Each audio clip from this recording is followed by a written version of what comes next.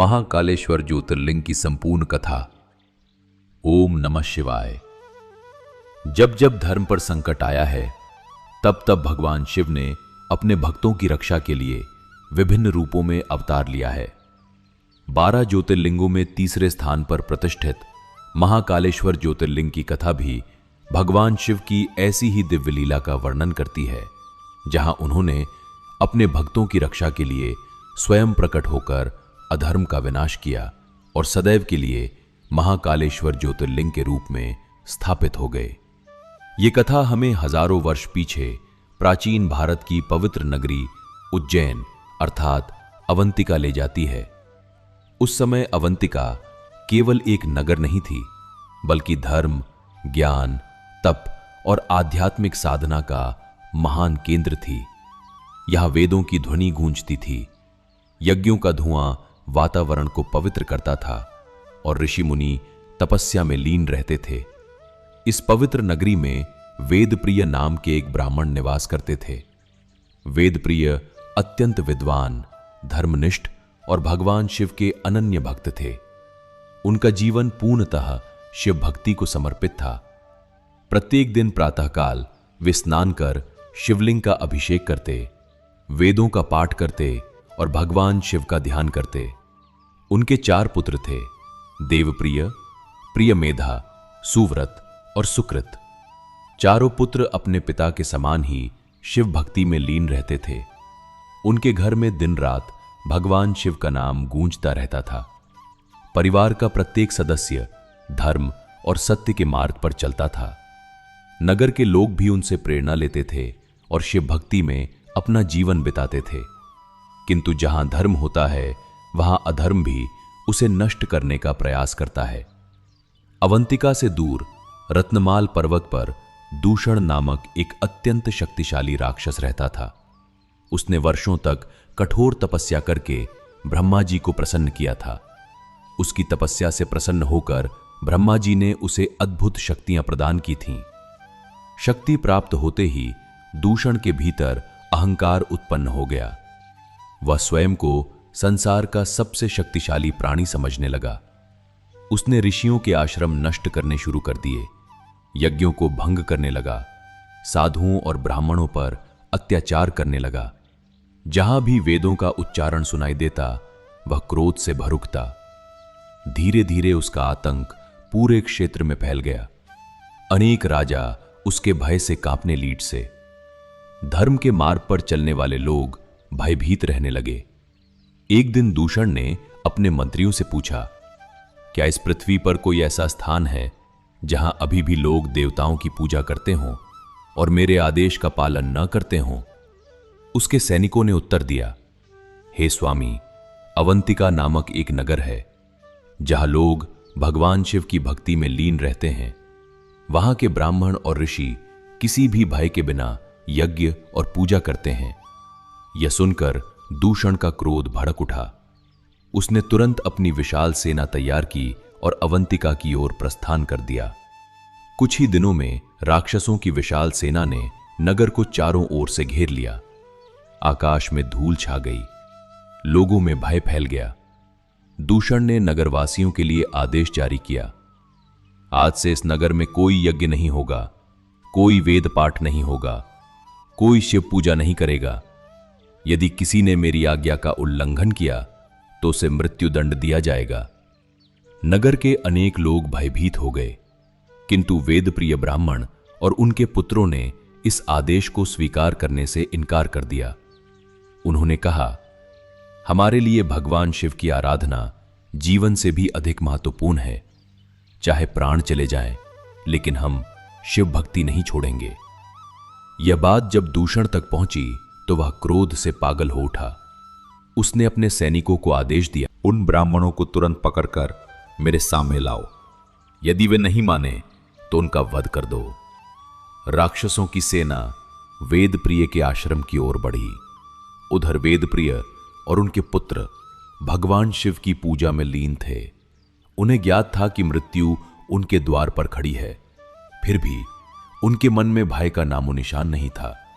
उन्होंने आंखें बंद कर भगवान शिव का स्मरण किया और प्रार्थना की, हे देवों के देव महादेव, हे करुणामय प्रभु, यदि हमारी भक्ति सच्ची है, यदि हमने जीवन भर आपका नाम श्रद्धा से लिया है, तो आज अपने भक्तों की रक्षा कीजिए। उनकी प्रार्थना समाप्त होते ही एक अद्भुत घटना घटी। धरती कांपने लगी। चारों दिशाओं में एक दिव्य प्रकाश फैल गया। आकाश में गर्जना होने लगी।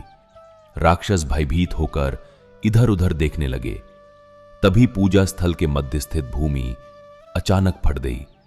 उस विशाल गर्त से एक तेजस्वी ज्योति प्रकट हुई। उस ज्योति का प्रकाश इतना प्रचंड था कि राक्षस अपनी आंखें तक नहीं खोल पा रहे थे। उस दिव्य प्रकाश के मध्य से भगवान शिव स्वयं प्रकट हुए, लेकिन इस बार उनका स्वरूप शांत और सौम्य नहीं था। उनका रूप अत्यंत रौद्र, विराट और भयावह था। उनकी जटाएं आकाश को स्पर्श कर रही थीं। तीनों नेत्र अग्नि के समान प्रज्वलित थे। गले में सर्प विराजमान थे। हाथों में त्रिशूल और डमरू सुशोभित थे। उनके क्रोध से संपूर्ण सृष्टि कांप उठी। यह भगवान शिव का महाकाल स्वरूप था। भगवान शिव ने दूषण की ओर देखते हुए कहा, अधर्मी राक्षस, तूने मेरे भक्तों को कष्ट देने का साहस किया है। अब तेरे पापों का अंत निश्चित है। दूषण ने अपने अहंकार में भगवान शिव पर ही आक्रमण कर दिया। एक भयंकर युद्ध प्रारंभ हुआ। राक्षसों की सेना ने चारों ओर से आक्रमण किया, किंतु भगवान शिव के एक एक प्रहार से हजारों राक्षस धराशायी होने लगे। जब दूषण ने अपनी संपूर्ण शक्ति का प्रयोग किया, तब भगवान शिव ने केवल एक प्रचंड हुंकार भरी। उस हुंकार से संपूर्ण आकाश गूंज उठा। उस दिव्य नाद की शक्ति से दूषण और उसकी सेना भस्म हो गई। क्षण भर में अधर्म का अंत हो चुका था। चारों ओर पुनः शांति स्थापित हो गई। देवताओं ने आकाश से पुष्प वर्षा की। ऋषि मुनियों ने भगवान शिव की स्तुति की। नगरवासी आनंद और भक्ति से भर उठे। तब वेद प्रिय ब्राह्मण और अन्य भक्त भगवान शिव के चरणों में नतमस्तक हुए और बोले, हे महादेव, आपने हमारी रक्षा की। हम आपके इस उपकार का प्रतिदान कभी नहीं दे सकते।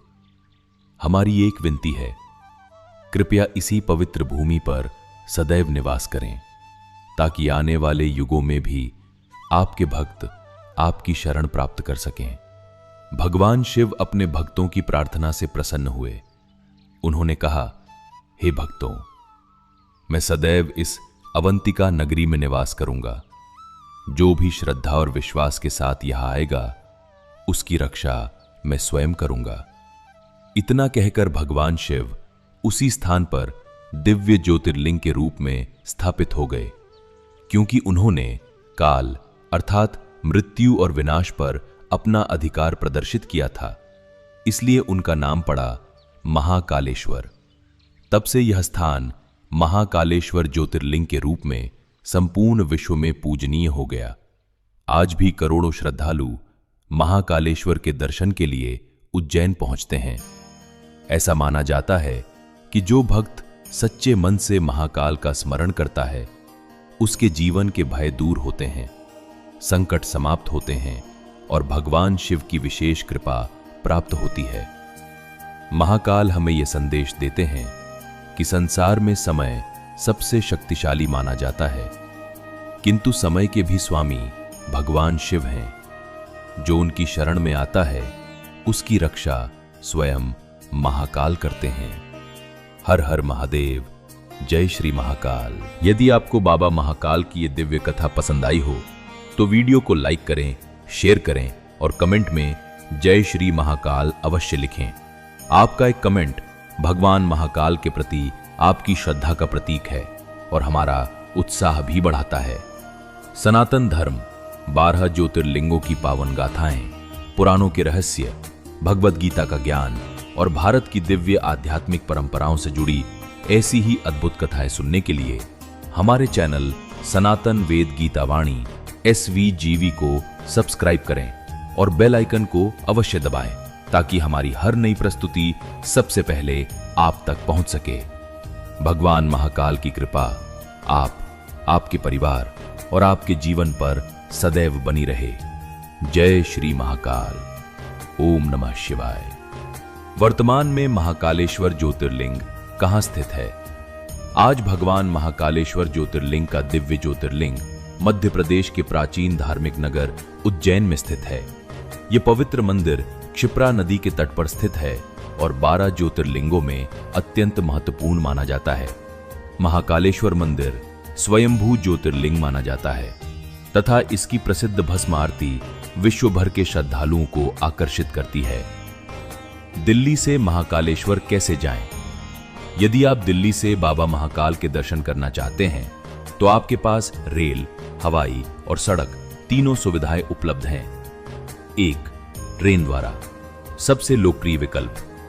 दिल्ली से उज्जैन के लिए कई सीधी ट्रेनें उपलब्ध हैं। यात्रा लगभग 10 से 12 घंटे में पूरी हो जाती है। प्रमुख ट्रेनें नई दिल्ली, हजरत निजामुद्दीन और अन्य दिल्ली स्टेशनों से चलती हैं और सीधे उज्जैन जंक्शन पहुंचाती हैं।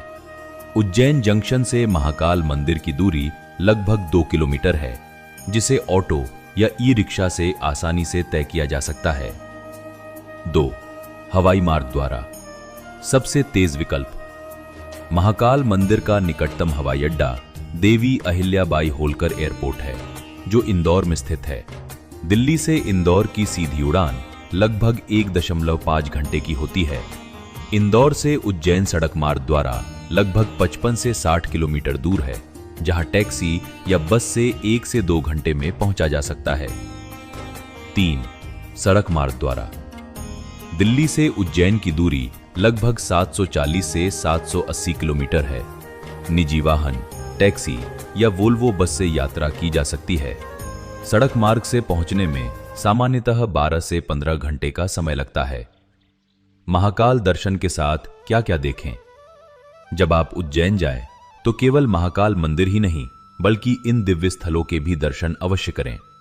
Harsiddhi Mata temple, Kal Bhairav temple, Mangalnath temple, Chintaman Ganesh temple, Ramghat, Sandipani आश्रम।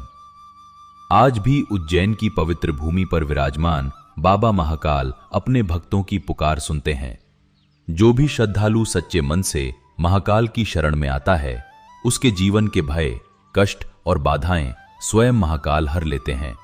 यदि आपको भी जीवन में कभी अवसर मिले तो एक बार अवश्य जाइए बाबा महाकाल के दरबार में, क्योंकि वहां केवल दर्शन नहीं बल्कि दिव्य अनुभूति प्राप्त होती है। हर हर महादेव। जय श्री महाकाल।